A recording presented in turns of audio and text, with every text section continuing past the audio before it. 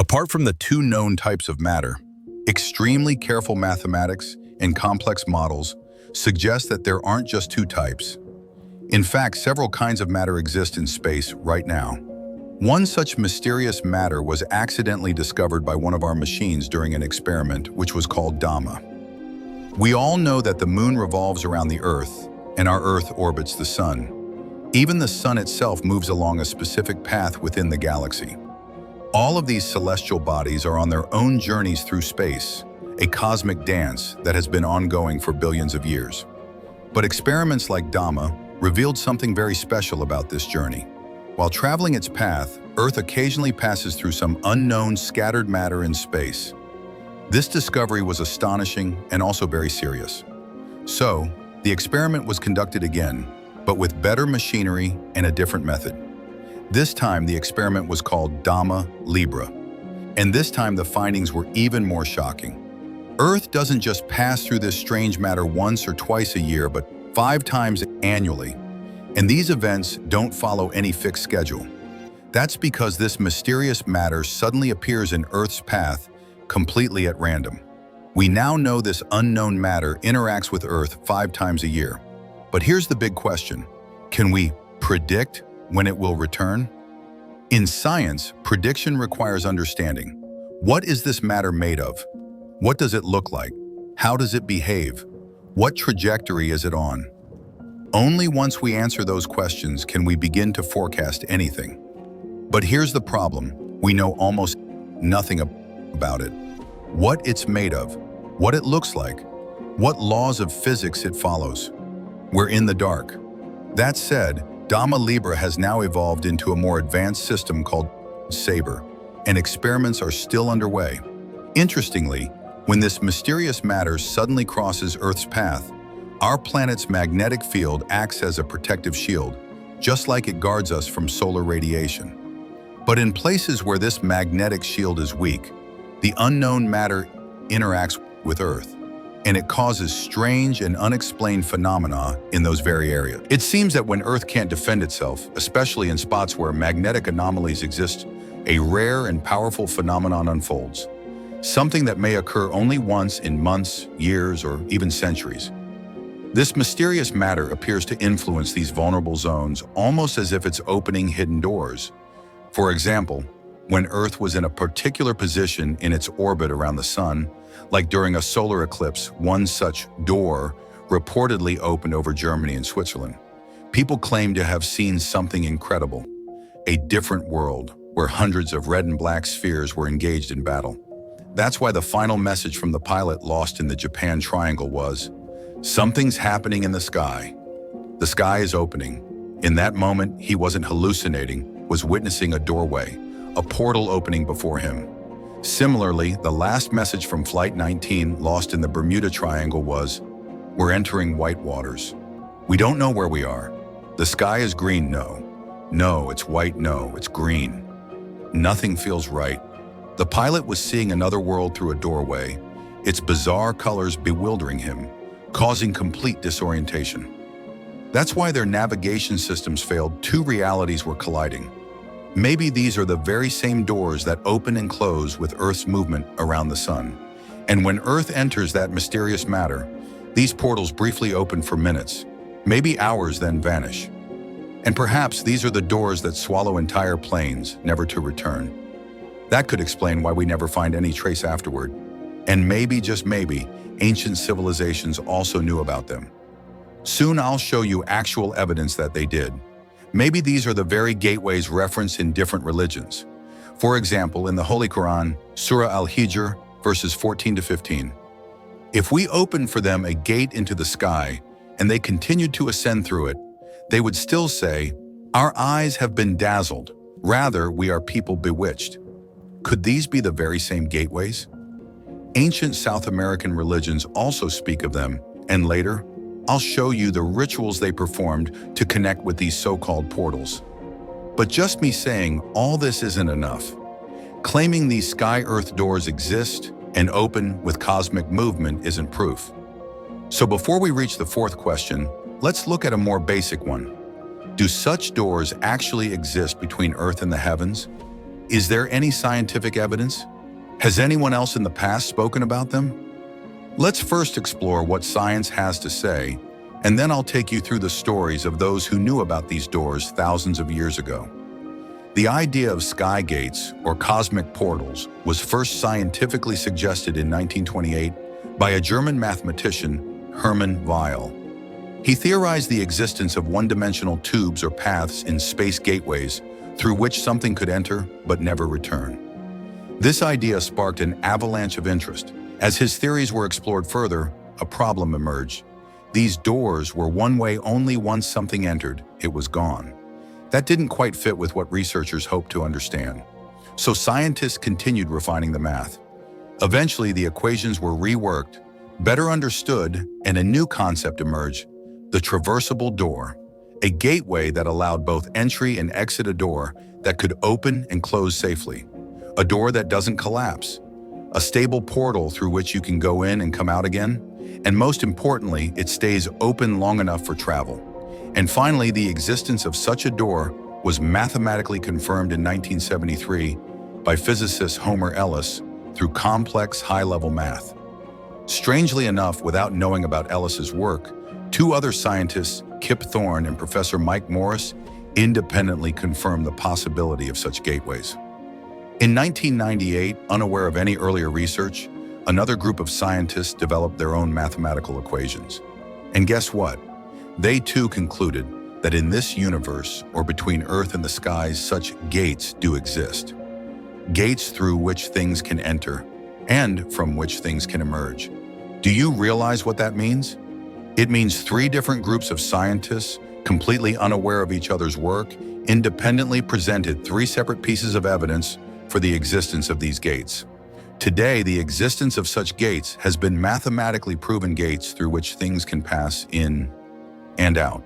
Now, let me tell you about people who recognized these gates thousands of years before modern science and left evidence of this knowledge on every continent.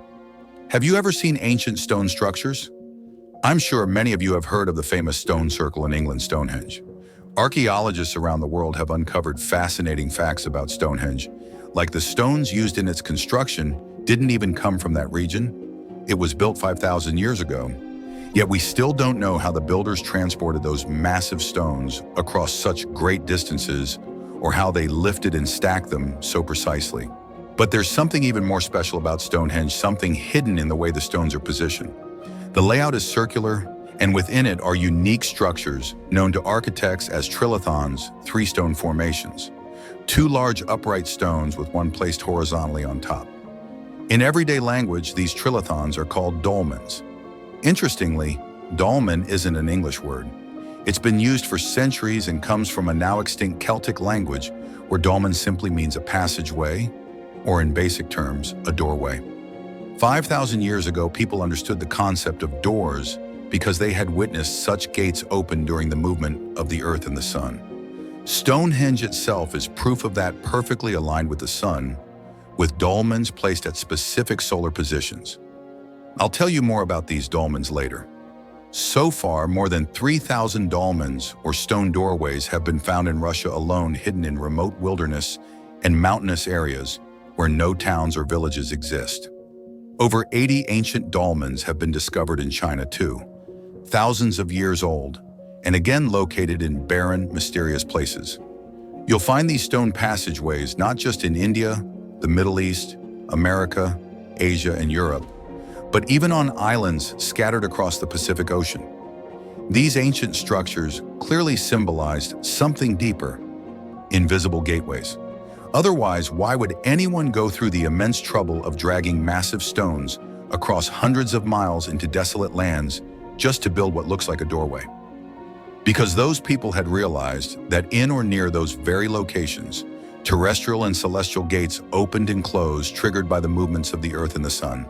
They marked these spots with stones, arranged in perfect harmony with solar paths, just like at Stonehenge. The largest doorway at Stonehenge aligns with the sun on only one day of the year, the longest day. Even today, crowds gather to witness this event, just as they did thousands of years ago. These symbolic stone doorways were visual cues, reminders saying, "Look, here's where we saw the gate open with the sun's movement." So they built a stone gate there, aligned perfectly with the sun. And if Stonehenge alone isn't enough to convince you, don't worry. We're just getting started. Let me take you to another fascinating place, Peru, in South America. In 1996, a mysterious doorway was discovered there, built in a completely uninhabited area, carved high into a mountain 22,000 feet above sea level. For 1,000 years, Peruvian shamans have gathered at this site once a year to perform ancient rituals.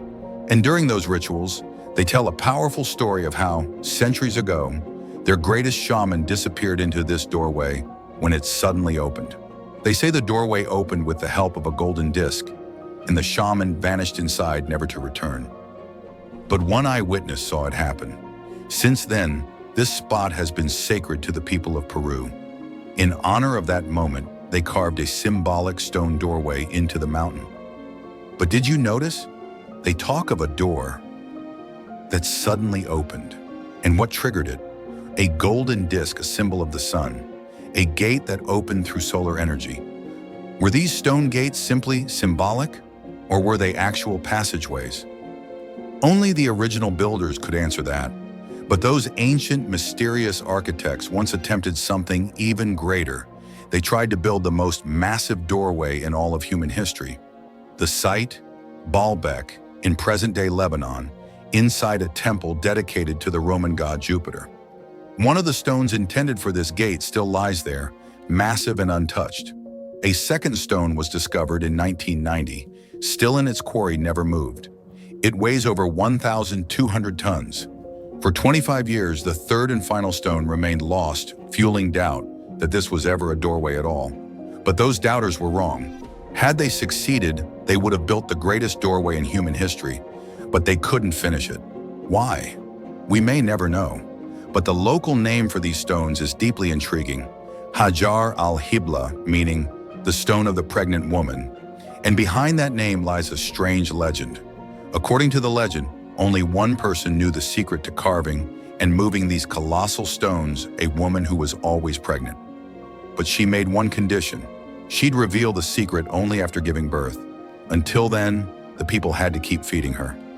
Another version of the story says the secret belonged to a female genie who was also pregnant. How much is truth? How much is legend? No one truly knows. But one thing is certain. The three stones of the greatest doorway in history are still lying there, waiting. All it takes is someone to connect the path and complete this passage. And at that very moment, signs of these unseen doors, stone gateways, reveal themselves across the world. So far, I've only given you a brief introduction, but what secrets could be hiding behind this seemingly simple stone door? You're going to see those secrets with your very own eyes as we journey further into this chapter. In fact, even in the world's second largest religion, Islam, there are mentions of some truly special doors. And God willing, I'll be revealing more of that as we continue. From here on, I'll be opening doors for you, doors of sheer amazement. Some might seem too unbelievable, but I give you my word, every single one is real. But before I start unlocking these doors one by one, let me quickly summarize what we've explored so far in the simplest words, so everything becomes even clearer in your mind. First, I shared with you three of the world's most mysterious places. Then, I walked you through all the natural explanations that first pop into our heads: bad weather, human error, sea storms, rugged mountains, dense forests. But not one of those explanations brought true clarity. Instead, they only led to more questions. None of them truly satisfied us. Then I brought you the leads we found from real-life disappearance cases, the last messages sent by those who vanished, reports of broken compasses, and sightings of strange changes in the sky. Following these clues, we explored another theory that some areas on Earth have unusually weak gravity in magnetic fields. This could explain why compasses malfunction and people lose their sense of direction. Now here's the interesting part. Most of the time, nothing happens in these places. You could visit the Bermuda Triangle today and maybe come back completely fine.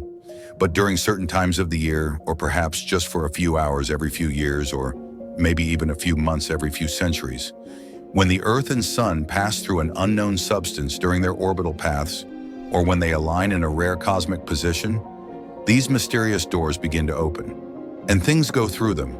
And as we go further, I'll show you that sometimes Things even come out. It was one of these very doors that drew in those unfortunate souls. And now, from this point forward, things are about to get even more astonishing and far more fascinating. Because now, with all this in mind, I'm going to ask the fourth big question, a truly intriguing one. What lies beyond these doors?